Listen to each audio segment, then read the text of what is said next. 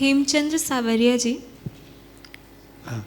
मेरी आयु 62 वर्ष हो गई है, परंतु मुझे सफलता किसी भी क्षेत्र में नहीं मिली। देखिए, जो भी काम आप कर रहे हैं, बस आप इसी में ही किसी तरीके से आगे बढ़ें। साल में 1 या 2 बार पितृदोष शांति के लिए ज़रूर कर लिया कीजिए कुछ, क्योंकि वो व्यक्ति को आगे बढ़ने नहीं देता। जब मौका आएगा आगे बढ़ने का तो आलस्य आ जाएगा, या जाएंगे नहीं, या उस वक्त पैसा नहीं होगा आपके पास लगाने को, तो वही स्थिति बन के रह जाती है। जब समय आएगा तो साधन नहीं होंगे, जब साधन होंगे तो समय नहीं आएगा।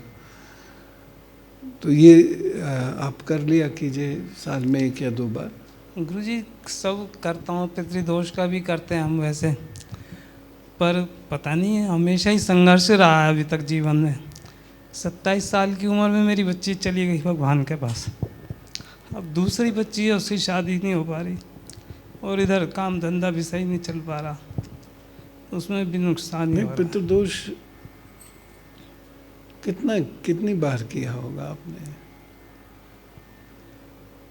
जैसा आप बताते थे नवरात्रों के बाद, उससे पहले जो करते हैं, कम से कई बार करा है वैसे,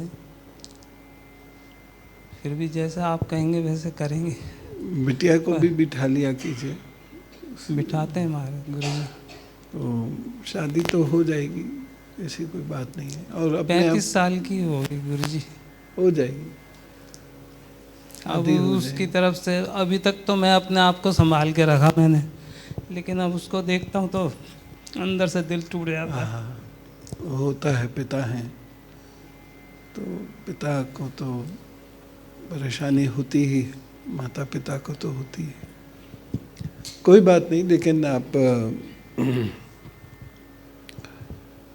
प्रयत्न करते रहिए, और एक बोल्ड डिसीजन ज़रूर आपको लेना पड़ेगा बिटिया के विवाह के लिए। तो अभी चांस है, अभी 1.5 साल है हमारे पास, तो कोई दिक्कत की बात नहीं है। इस 1.5 साल में कोई बोल्ड डिसीजन हो तो ज़रूर ले लीजिएगा और कर दीजिएगा। जी गुरुजी। और काम धंधे में कुछ प्रगति होगी? थोड़ी तो होगी, क्योंकि हमेशा काफ़ी टाइम से नुकसान ही हो रहा है उसमें, किराया भी नहीं निकल रहा दुकान का। तो पितृदोष का नियमित करते रहिए जीवन पर्यंत। और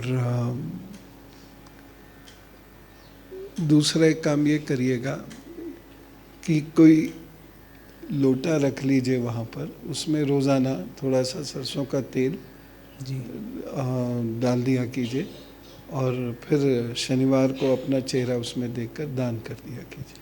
जी। लोटा रख लीजिएगा, तेल काम की जगह पे, दुकान पर।